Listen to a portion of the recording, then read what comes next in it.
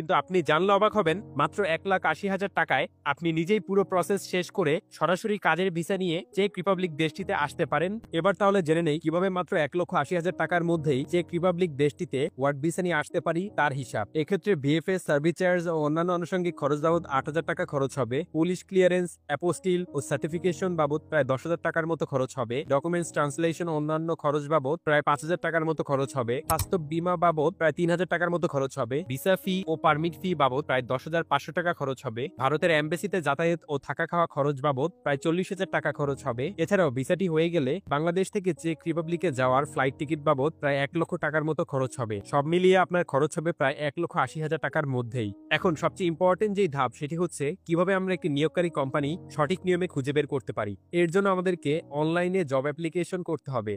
আর job application করার জন্য দরকার হবে একটি প্রফেশনাল ইউরোপাস ফরম্যাট সিভি এবং কভার লেটার। কিভাবে আপনারা এটি বানাতে পারেন তা নিয়েও আমাদের চ্যানেলে ভিডিও রয়েছে, চাইলে সেই ভিডিওটি দেখে আসতে পারেন। আর যদি আমাদের মাধ্যমে একদম প্রফেশনাল ভাবে একটি ইউরোপাস ফরম্যাট সিভি ও কভার লেটার তৈরি করতে চান, সেক্ষেত্রে আমাদের ফেসবুক পেজে এই ব্যাপারে মেসেজ করতে পারেন। এখন যাদের এই ডকুমেন্টস গুলো রেডি রয়েছে তাদের কাজ হচ্ছে